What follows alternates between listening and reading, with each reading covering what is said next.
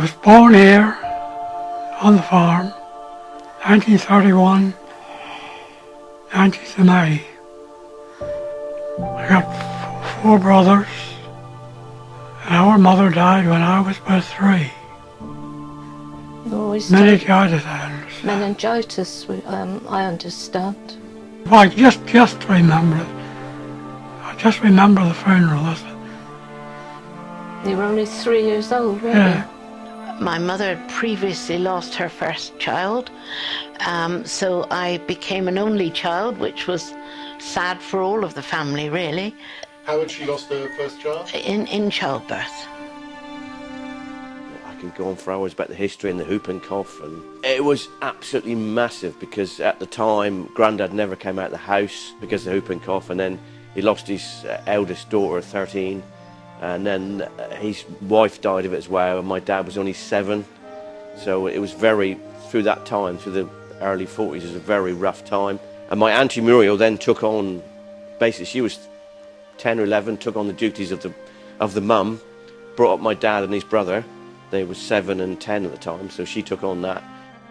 I was born in Bishopsnimpton, or Bishopsnimpton as it should be called, and father and mother kept the shop, grocery shop in Bishopsnimpton. So what year were you born? 1944. I was born in this house in 62, so that's 60 years ago. Literally born in this house? Yes, yeah. I don't know which room I was born in, but my bedroom was right above us when I was growing up. I went to Kingsnimpton. I started when I was 5, and my sister, she was 12 then, and we caught the bus at Joseph's Cross, which is quite away from Oakwell. And she would push me up in an old pushchair for the first few months until I got used to it, I think. But she was only still a child. My dad would take me up to the bus some mornings in what we called a horse and butt, which was a little tiny type of trailer which carried the milk churns, and dropped the milk churns at the end of the lane and went on to catch the bus at Joseph's Cross. There were 2 teachers, just 2 teachers, like there are only 2 classrooms now. And Blanche Ayres was a very strict teacher. She wasn't trained, and so Blanche Ayres spent the whole of her life on 2/3 pay. And one of the boys, well, he passed wind, and Blanche Ayres, she lined them all up, and she went along and she sniffed the behind of everyone. And when she got to Terry Moore, he'd done it, he let fly again. And I can still see her hitting the back of his legs with a ruler at my legs. We had prayers, and then, always prayers like before dinner. We all had to stand with our hands together. I have a very vague memory of saying a prayer of Lord bless the squire and his relations and keep us in our proper stations. I've never forgotten that. So did you ever get the cane?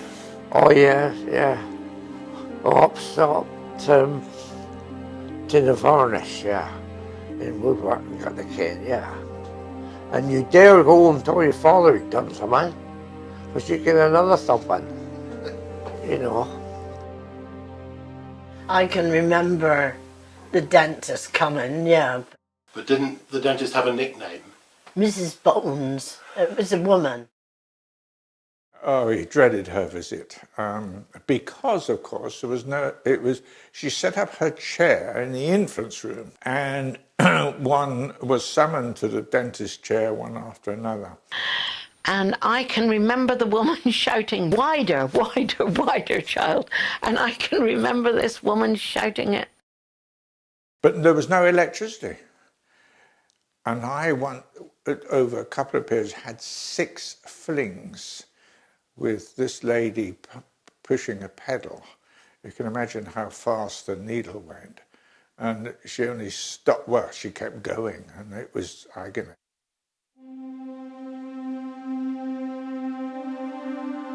I remember very bad winters later on, 1947, which I would have been 16 then, you see. I remember the road got blocked up top.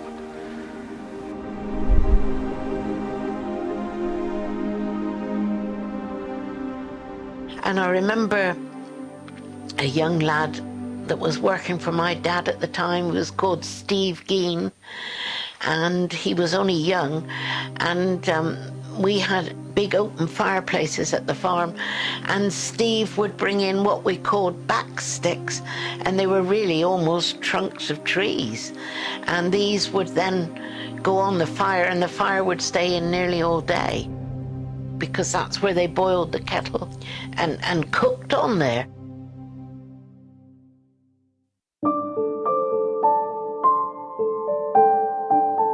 In the war, father had to plant 5 acres of potatoes, you know, because the war, under instructions of the War Act, which is now DEFRA. The War Act made farmers do this, you know, food for the country. People, you know, make sure there's food there to feed the population. Yeah, we had pigs. We got like a photo here with pigs running, pigs, poultry. You had everything on. Nearly every farmer had nearly everything, you know, for crops. A lot of the women used to do the poultry, and we had quite a lot of chickens here one time.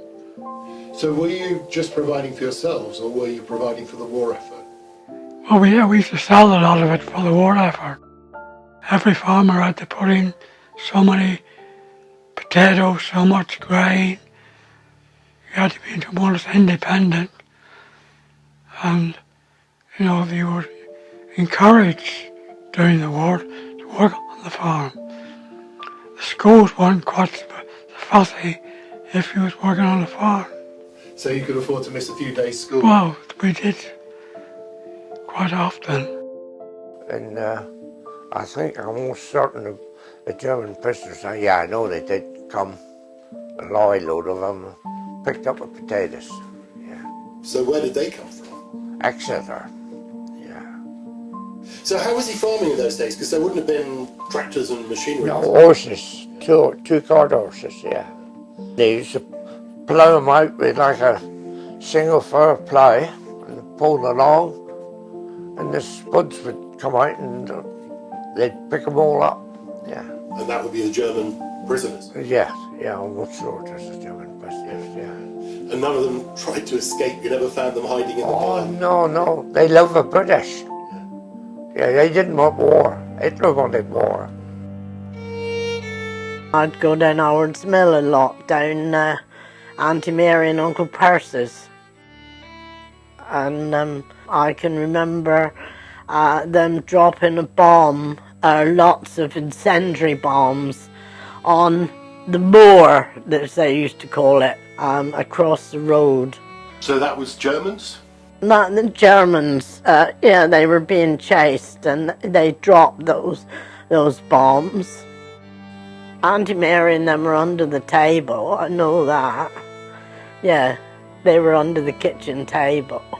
In June '44, a plane came over King's Nimpton and dropped a bomb in the first field in the park. He actually come down in Boycott, which is a farm about a mile from here, about 3/4 of a mile from here. It was being chased and it was jettisoning its bombs. It wasn't bombing King's Nimpton as such. But even so, unbelievably close. I mean, another couple of 100 yards. Oh, it would have gone, the house would have gone, yes. Apparently, the window in my room was blown in and the glass showered my cot. So there you are, you're looking at a war hero.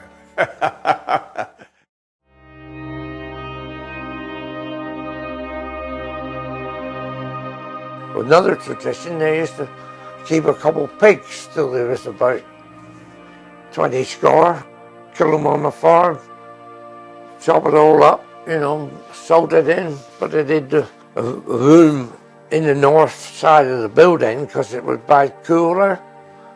Yeah, salt it in and then they throw from there as you needed it. So that was your food through the winter? Yeah. The butcher used to come and kill a pig for us and hang it up and do whatever they do. I can remember them, put it on a special thing, stretcher, and carrying it up. And that morning, Mother would have had to get out very early and light the furnace. Light the furnace and boil. They used to do all the. To get the hair off the pig. Yes. And I can remember washing the intestines. Yes, I can, yes. And we washed it, and we had got a tap the outside of the house. And I can remember this was quite modern then, and we could fix it on, and that would wash it ever so well, you see, with water straight from a tap. And then, you see, you boiled up all the poor bits, the head, the trotters. You boiled up all that, and it was minced up, and it was all then put into the skins, and we called them hog's puddings, homemade sausages, and it was wonderful. So nothing was ever wasted on the farm, and there were always lots of mouths to be fed. They used to cut the corn before the combine with the binder. They pulled the horses and then eventually pulled with a tractor. And they'd stitch up all the waiting you get people coming in, you might be get through young boys from South Moulton about 17, 18, because the rabbits would come out the corn, say, and they'd love that, say, and dogs, catching them, yeah. Brilliant. Entertainment. Well, entertainment and supper. Yeah, because the rabbit was on the menu then, big time. But I remember food at home at the farm, because every day my father, he didn't buy cereal in those days. They started the day with bread and cream and jam. And they all had a slice, there were always one or two boys who lived in when I was little at the farm. And everybody had a slice of bread and cream and jam. And then they went out and milked the cows. And when they came in, I think we had fried breakfast. But, that was probably 10 o'clock, and I think we called that lunch. And then at midday or 1 o'clock then, we'd have what we called dinner then. And then at tea time at 6 or whenever, we had tea, which was homemade cake and probably fat bacon that was from the pig that was killed.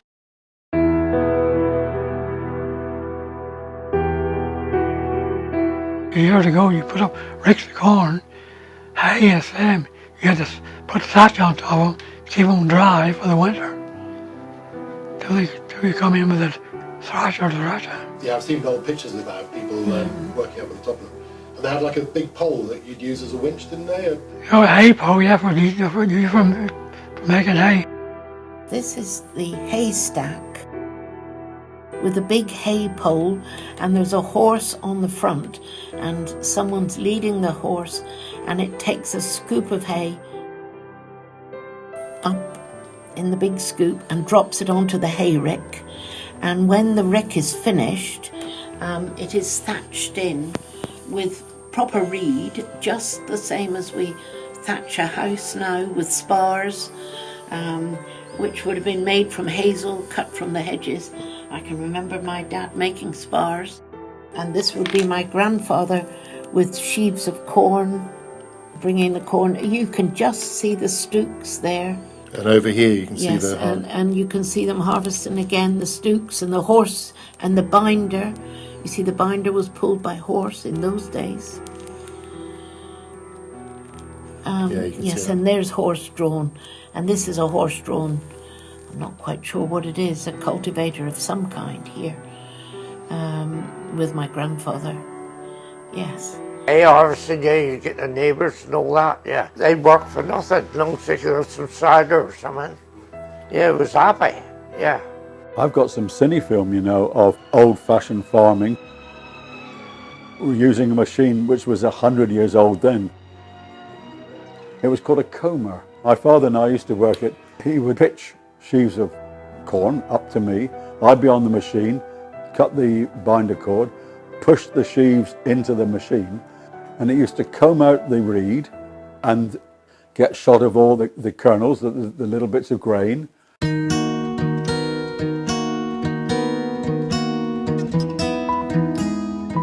I used to drive the tractor, and my dad would sit on the binder, and he would, with his hand, go left or right, you know, go, if I was too near the corn, he would go out. So I would keep looking behind, but it was okay, we didn't come to any grief. So yes, I remember driving the tractor. And at what age were you then? Well, I must have been 11 or 12, I should have thought, perhaps. I think so. So not very old. Not terribly old, but old enough to be really, or nearly responsible then, yes. Yeah. And then when thrashing day came, the big thrasher would move in and we'd have helpers from all the farms around. And then of course in the evening, we'd all gather in the cider house at Spittal, and there'd be little Brian down about that high, and his job would be to make certain that my glass and Fred Ayre's glass was full of cider. Yeah, they'd probably drink a gallon a day, easy, you know, and then go home at night and take his flagon home with them, and then back again, do the routine again, and it would be 6.5 days a week, when it wasn't, weekends weren't free, and it would be long hours. And Spittal's known for making cider. Well, every farm made its own cider. Every farm had its cider orchard. Every farm had its press, which you could press the juice to make the apple, and they'd all have their own barrels. And the workmen, that was their reward, made their own cider.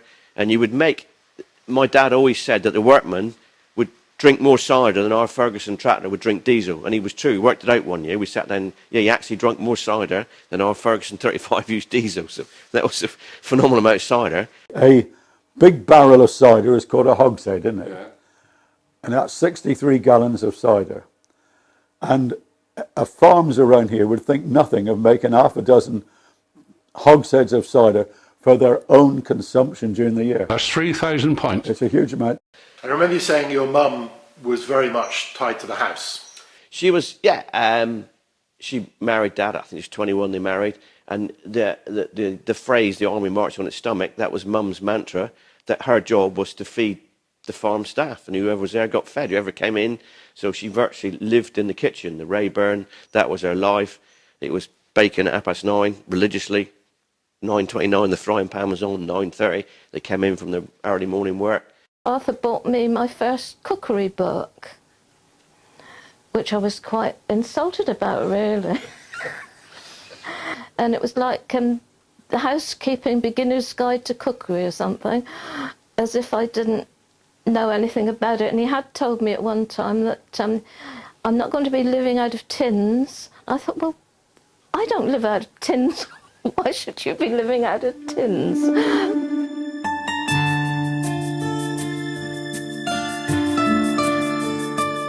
When you were growing up on the farm, was there running water? Was there electricity? Running water, yes. We had the pump up with the old force pump. Electricity didn't come until 1956. When I was a little girl, I always used to go to bed with a little tiny light. I forget what they used to call it, a Kelly light, I expect it was. So you used to take that to bed? Yeah, I used to take that to bed. It's amazing there weren't more fires. Yeah. There was no electricity until I was 14, 15, I don't suppose. When we first were married, we had no mains electricity, and it was only for quite a short time. There's a generator down the yard, and of course they used the generator for milking in the morning, and I couldn't put the kettle on for breakfast until they'd finished milking because the generator wasn't powerful enough for an electric kettle and for the milking machines.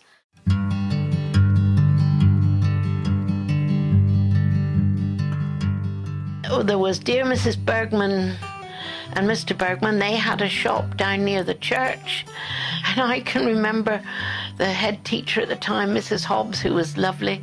Norma, will you go and collect whatever from the village shop? And I loved doing that. That was much better than doing maths or English. So I can remember, is it Tea Cottage? Is it up from the pub, next door but one from the pub? There was a little lady called Millie there. Millie Lowe's was where Tea Cottage is. Very, very small. Basically, she'd sell sweets and little bits and pieces. It was such a tiny little shop, not much bigger in my memory than a cupboard, but I'm sure it was bigger than that. But she stocked lots of things which was very, very useful for the village. Watered down vinegar, I can remember that. That's cheeky of her. Yeah, but, well, I suppose she used to sell tobacco and stuff like that, yeah. Well, one of the things was paraffin. You'd go in and you'd have this awful smell of paraffin. So I can remember paraffin, but yeah, I think, well, all the things, flour, I suppose, and sugar and all the everyday things, soap. Smelly old things, I remember some of it was, but I do remember the paraffin. People coming with a little gallon can, because we all had oil lamps in those very early days.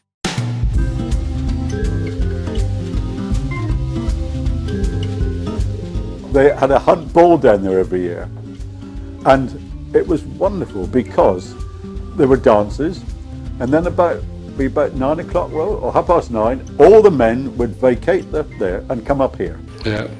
And then the women had all these trestle tables, and literally Groaning. Literally, they were bent in the middle because all these farmers' wives vied with one another to put out more cakes and goodness knows what else. It was fantastic. And then, of course, we came back from the pub 11 o'clock. Oh yeah, something like that. Something like that. And etched into it. Devoured it all, yes.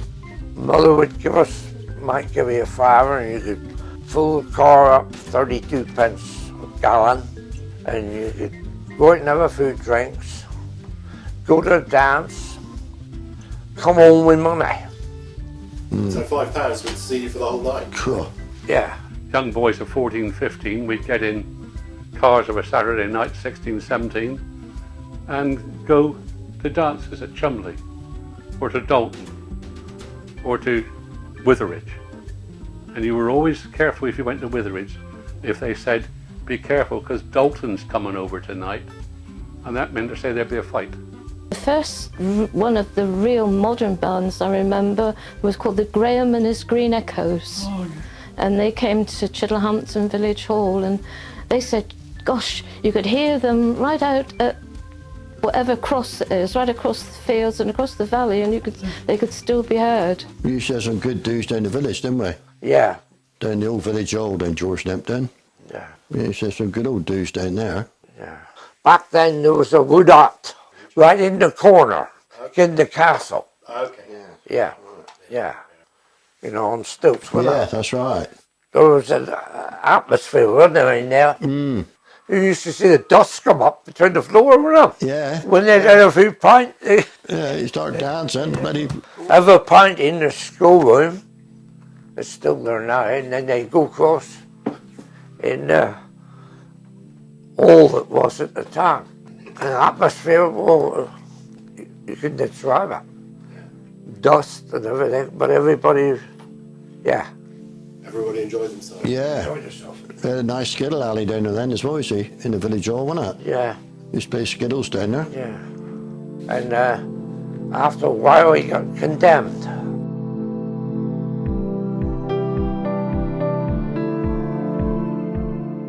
We were married 55 years ago. New Year's Eve. The other day, 31st of December. So how did you propose? I don't even remember him proposing, actually. He must have, because here we are. Can you remember, Arthur? No. I had to be married between harvest and lambing. So Farmer's life. that was my first experience, because I had no experience of farming whatsoever.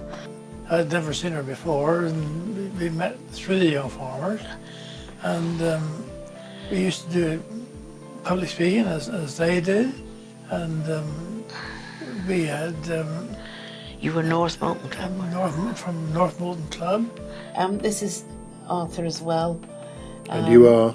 And I'm standing here. And that's probably the first picture of you and Arthur together, That's is it? probably the first picture of Arthur and I together, yes, that's right. Another thing I just thought about the other day was, I went to Witheridge dance, and I offered to take you home and you accepted. That was after we'd been dancing time or two together.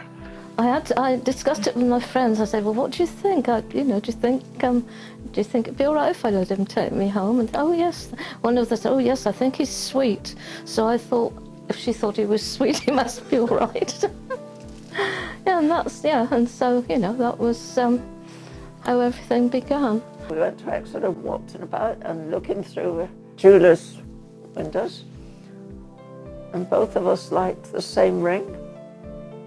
So we went in and bought it, which it is there now. And so I came home and it was tea time. And I said, look what we've got. I don't think he ever asked at my hand in marriage, because it wouldn't have mattered, because I decided anyway, so.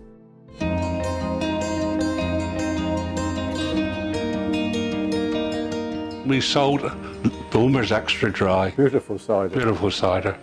And we used to have some galloners, and on occasion 2 galloners. I remember one of the Westcott boys would come in here after work and have 5 pints of cider just to settle him down and get the dust settled before he went home. Then he'd have a quick tea, and he was back here at 7 o'clock. And I tell you what, I put the price of cider up from 9.5p to 10p. Oh, that was it. And Fred Eyre swore, and Ken Every, they would never darken the doorstep again.